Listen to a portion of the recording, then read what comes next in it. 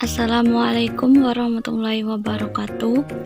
Kami dari kelompok 2 akan mempresentasikan analisa BUMN yang beranggotakan terdiri dari Dinda Novelita, Emma Ayuwanti, Feryani Miadaniva, Hidayatul Hasanah, dan Ika Khuril Ayuni. Subbab yang akan dijelaskan pada materi kali ini adalah yang pertama, mengembangkan BUMN demi kepentingan masyarakat. Kedua, anatomi konflik negara versus perusahaan. Tiga, harapan masyarakat terhadap BUMN. Keempat, strategi PLN yang tidak memberatkan masyarakat. Mengembangkan BUMN demi kepentingan rakyat. Pemerintah menempuh berbagai kebijaksanaan guna memberdayakan BUMN untuk meningkatkan kesejahteraan rakyat atau agent of development, namun belum terrealisasikan secara sempurna. Maksudnya yaitu di Indonesia ini, fungsi dan peran BUMN tertuang secara jelas pada Undang-Undang Negara tahun 1945. Di era Orde Lama, BUMN dijadikan alat pemerintah untuk merealisasikan kebijaksanaan ekonomi terpimpin. Sedangkan di era Orde Baru, BUMN menjadi alat pembangunan. Pada awal era Orde Baru, BUMN diarahkan pada upaya untuk merekonstruksi ekonomi yang parah dan sebagai perintis sektor-sektor ekonomi yang belum terbuka. Namun, semenjak jatuhnya harga minyak tahun 80-an, pemerintah memperketat anggaran dan membelanjai sektor prioritas, bukan lagi BUMN. Untuk itu, pemerintah menempuh berbagai kebijaksanaan guna memberdayakan BUMN atas dasar kemampuan sendiri, dengan tujuan untuk peningkatan produktivitas, efektivitas, dan efisiensi. Terjaminnya prinsip-prinsip ekonomi dalam pengelolaannya atau akuntabel dan auditable, dan mempunyai daya saing tinggi berdasarkan prinsip mekanisme pasar bebas agar dapat mempertahankan kehadirannya sebagai salah satu pelaku ekonomi nasional, serta pada akhirnya dapat meningkatkan kesejahteraan rakyat banyak atau agent of development. Namun sayang, dalam banyak kasus BUMN di Indonesia selama ini, berbagai tujuan tersebut sulit terrealisasi oleh karena berbagai kendala internal dan eksternal dari BUMN tersebut. BUMN diartikan sebagai unit bisnis milik rakyat banyak, untuk rakyat banyak, tetapi dikelola dan diusahakan oleh pemerintah. Oleh karena rakyat banyak mempunyai banyak keterbatasan sumber daya untuk mengelola dan mengusahakannya. Dalam artian ini, berarti pemerintah bukanlah sebagai pemilik BUMN, sehingga setiap keputusan pemerintah mengenai pengusahaannya sekurang-kurangnya diketahui dan seharusnya disetujui oleh rakyat banyak. Dalam hal ini, wakilnya di DPR di Indonesia. Di Indonesia ini selama ini tampaknya tidak demikian, karena pemerintah sepertinya sudah bertindak sebagai pemilik karena sering melupakan kepentingan rakyat banyak. Contohnya, adanya upaya sistematis yang direkayasa pemerintah beserta kronis swastanya semenjak tahun 80-an untuk merestrukturisasi dan memprivatisasi BUMN dalam semangat bisnis kapitalis dalam berbagai modelnya, yang oleh sebagian pengamat menganggap bahwa dalam jangka panjang justru strategi tersebut dapat merugikan kepentingan rakyat banyak. Sehingga model-model tersebut meskipun secara konsep tampaknya cukup baik, tetapi dalam praktiknya dianggap justru hanya merupakan model eksploitasi baru terhadap aset-aset milik rakyat Indonesia yang dilakukan oleh pihak-pihak pengejar laba atau rentenir ekonomi, baik yang berasal dari kelompok kecil maupun rakyat Indonesia maupun rakyat asing. Undang-Undang Rakyat Indonesia Nomor 19 Tahun 2003 tentang BUMN, namun perlu ditinjau kembali tentang menerapkan manajemen dan profesional restrukturisasi BUMN secara profesional agar tidak dianggap kamuflase penjualan aset negara. Tujuan dikeluarkannya Undang-Undang Rakyat ini karena ada berbagai kritik yang ada selama ini. Maka pemerintah berupaya semaksimal mungkin untuk memperbaiki kebijaksanaan-kebijaksanaan yang akan dilakukan dalam membenahi BUMN untuk masa depan. Undang-undang ini mempunyai tujuan yang semakin jelas adanya upaya yang seharusnya dilakukan oleh BUMN agar dapat berperan sebagaimana mestinya, yakni dapat meningkatkan kesejahteraan hidup masyarakat banyak atau rakyat. Caranya yaitu melalui peningkatan peranannya sebagai salah satu sumber pokok pembiayaan pembangunan, menyelenggarakan peningkatan kemanfaatan umum dalam penyediaan barang atau jasa publik, sebagai perintis kegiatan usaha potensial yang belum dikembangkan oleh sektor usaha lain, mencari keuntungan secara proporsional, serta aktif membantu mengembangkan sektor ekonomi dan usaha rakyat kebanyakan. Hal tersebut dianggap akan dapat terrealisasi oleh karena UU nomor 19 tersebut telah didasarkan pada penerapan prinsip manajemen yang universal, yakni atas asas good governance. Namun, pelaksanaannya nantinya itu bagaimana disalahnya nantinya.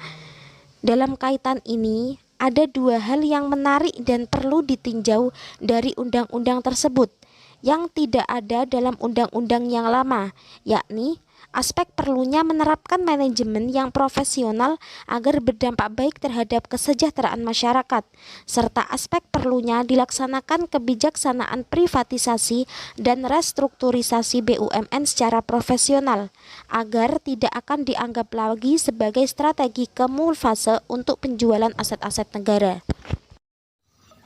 BUMN yang disebut profesional adalah BUMN yang mengelola usahanya dengan menjaga keseimbangan antara pencapaian tujuan ekonomi dan tujuan masyarakat.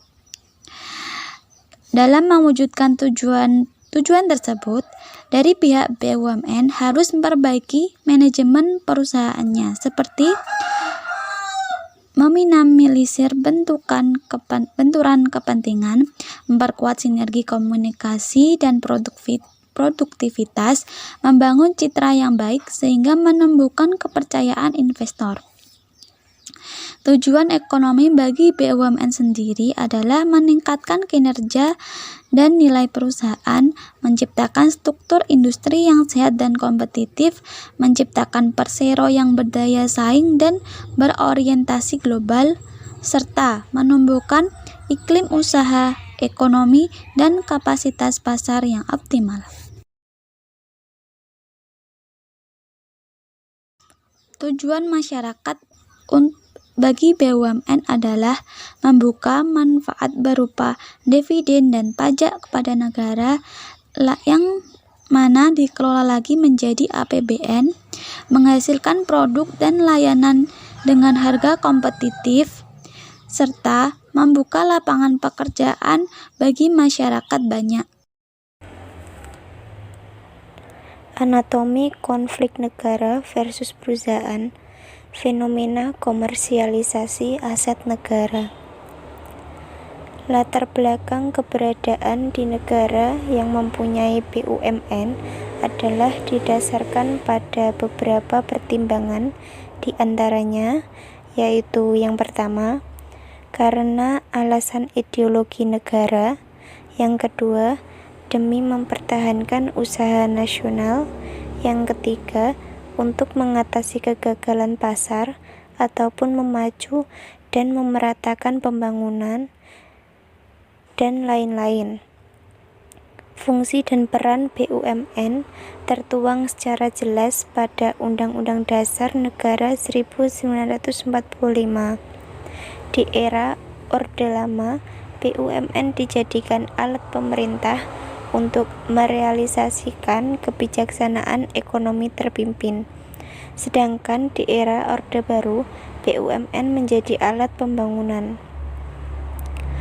Pemerintah menempuh berbagai kebijaksanaan guna memberdayakan BUMN atas dasar kemampuan sendiri, dengan tujuan meningkatkan produktivitas, efektivitas, dan efisiensi.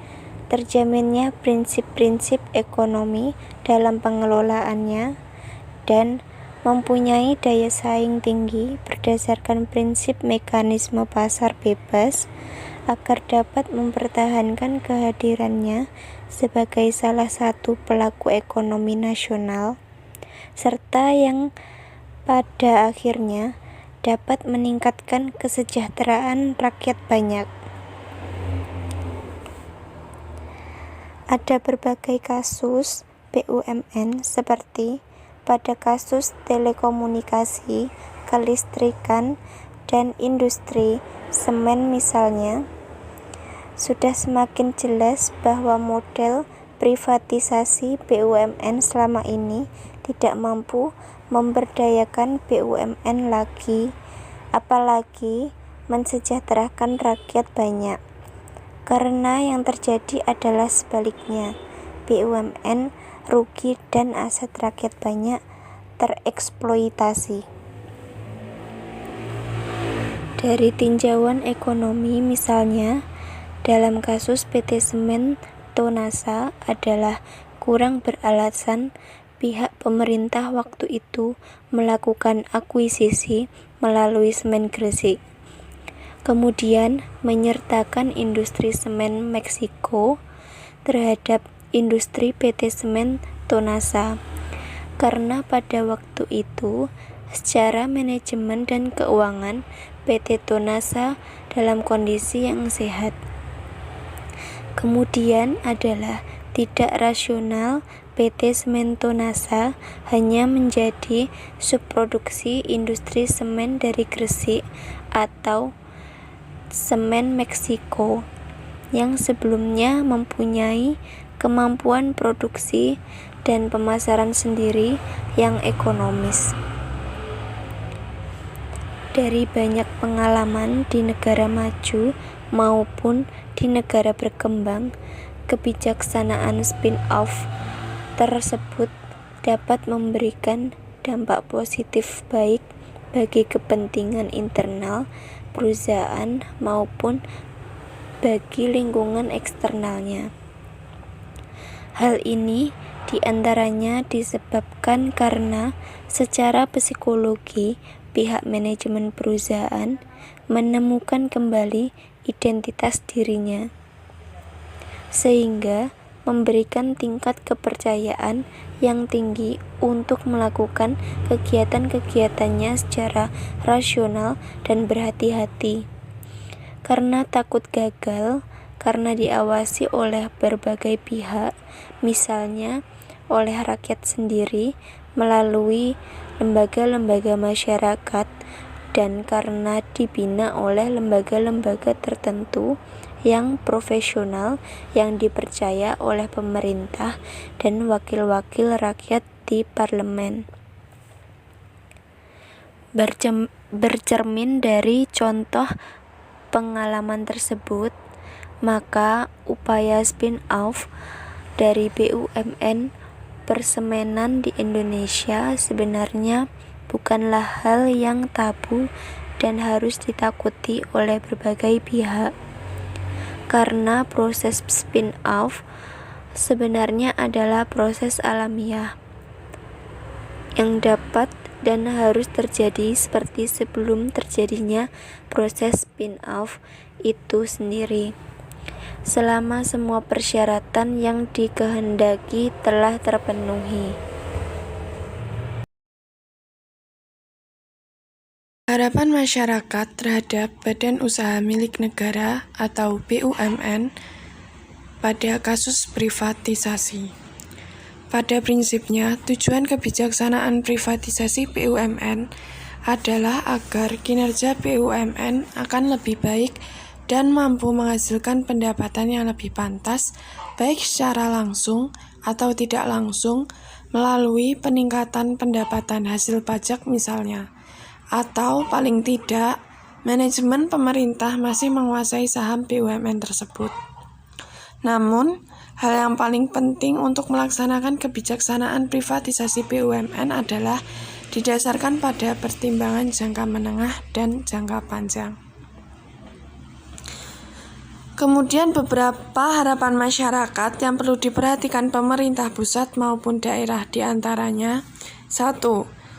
Menghindari strategi privatisasi berdasarkan kepentingan politik jangka pendek pemerintah pusat dalam rangka menutupi anggaran belanja yang defisit. Kemudian, BUMN seharusnya tetap mempertahankan fungsinya sebagai agen of development tanpa harus meninggalkan fungsinya sebagai agen for profit. Pemerintah hendaknya mempercepat lahirnya undang-undang yang mengatur secara jelas model privatisasi BUMN yang diterapkan secara spesifik, dengan lebih dahulu mempertimbangkan aspirasi dari masing-masing BUMN sesuai skala usahanya, core bisnisnya, daerah operasinya, dan norma-norma budaya masyarakat normal. Kemudian, strategi stock option sebagai bentuk lain dari model put option merupakan model privatisasi pemerintah untuk PT Semen Gresik, adalah merupakan strategi yang cukup baik karena menyertakan para karyawan untuk memiliki saham. Namun yang sulit diterima, kenapa harus kepemilikan saham lebih banyak porsinya diberikan kepada Cemex Internasional yang mencapai lebih dari 75% daripada pemilikan oleh pemerintah sendiri atau pihak investor domestik. Kemudian yang terakhir adalah, seharusnya selain mekanisme penjualan BUMN atau the sale on an existing state-owned enterprise, maka pemerintah sebaiknya mencari solusi pembenahan manajemen BUMN yang lebih dapat diterima.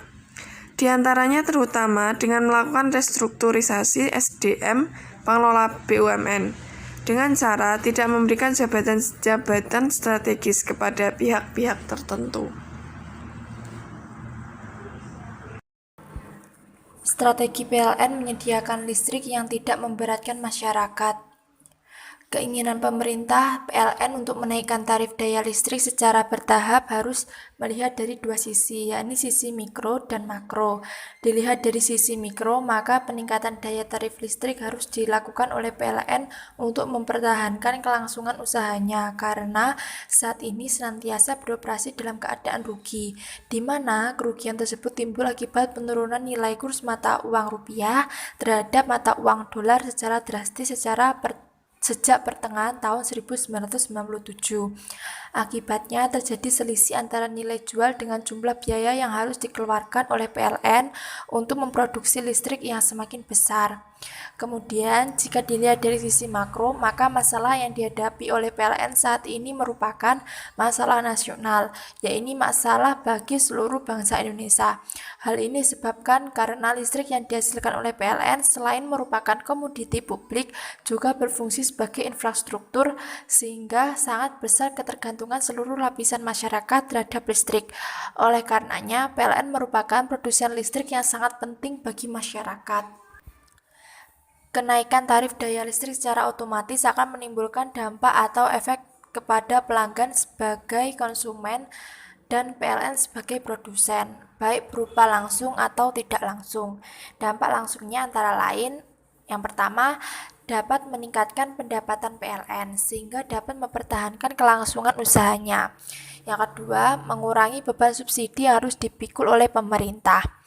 Kemudian, sedangkan dampak tak langsung yang ditimbulkan oleh kenaikan tarif daya listrik antara lain, yang pertama, mendorong para pelanggan untuk lebih berhemat dalam menggunakan listrik dengan pertimbangan adanya peningkatan anggaran biaya yang harus dikeluarkan untuk membayar rekening listrik setelah adanya kenaikan tarif daya listrik. Yang kedua, mendorong peningkatan rasa solidaritas pelanggan untuk berbagi daya listrik kepada calon pelanggan. Yang ketiga, memperbaiki distribusi listrik, yakni meningkatkan pemerataan pelayanan kepada seluruh lapisan masyarakat, utamanya bagi mereka yang ada di daerah pelosok yang belum dapat dilayani oleh PLN.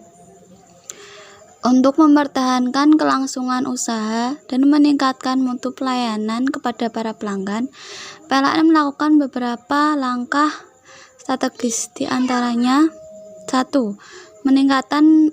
Meningkatkan mutu pelayanan kepada masyarakat dengan senantiasa mengawasi dan mengevaluasi mutu pelayanan pihak ketiga yang bersentuhan langsung kepada para pelanggan. Kedua, menekan biaya operasional, yaitu biaya produksi dengan melakukan berbagai upaya untuk menekan biaya. 3. Mendorong para pelanggan untuk berhemat dalam menggunakan listrik dengan memberikan beberapa kiat yang harus dilakukan. Pertama, menghimbau pelanggan untuk menggunakan balon lampu listrik yang hemat energi.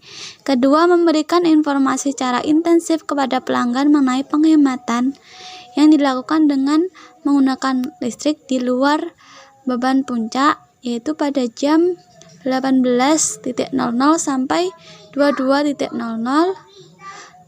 serta mendorong pelanggan untuk menggunakan listrik sesuai dengan kebutuhan. Dan strategi terakhir adalah mendorong calon pelanggan untuk memasang daya listrik sesuai dengan kebutuhan agar tidak terjadi kelebihan kapasitas.